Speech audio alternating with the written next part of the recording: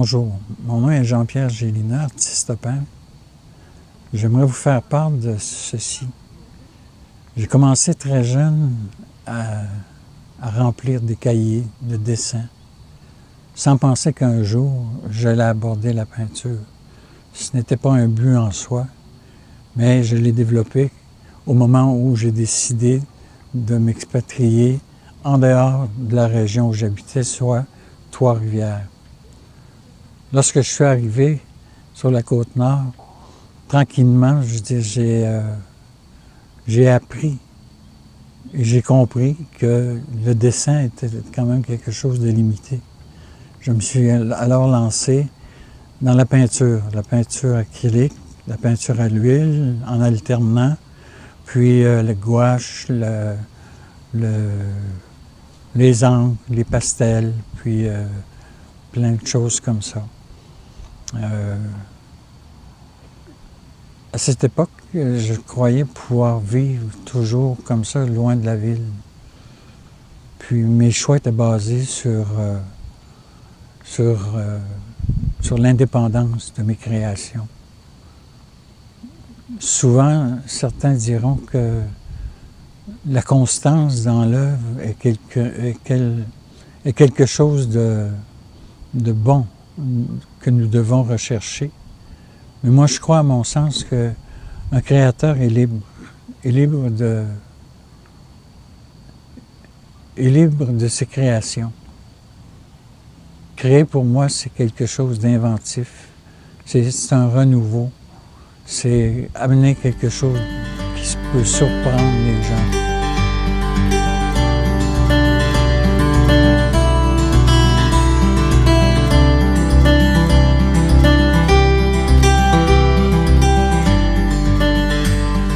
Il est intéressant parfois de sortir de l'ordinaire en incorporant à l'intérieur de nos toiles des objets qui n'ont pas nécessairement de commune mesure avec le sujet en question, tel que l'utilisation de rouille, de chlorurier, de composantes électroniques, de matières complètement disparates qu'on peut retrouver un peu partout. Il s'agit d'être à l'affût, de se promener, de regarder un peu partout, puis de faire des trouvailles, puis un jour de les utiliser à l'intérieur d'un tableau. Ça peut devenir quelque chose de très intéressant à exploiter pour ceux qui veulent exploiter ce genre d'art. Ce sont des découvertes qu'on peut faire.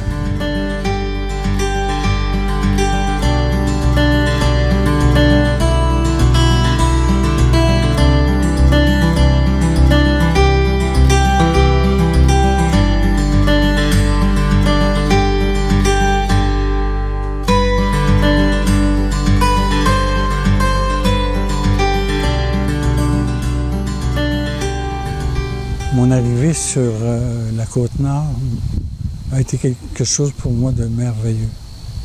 J'ai rencontré une nature que je ne connaissais pas, celle que l'on ne rencontre pas dans un milieu urbain tel que l'endroit où je vivais avant.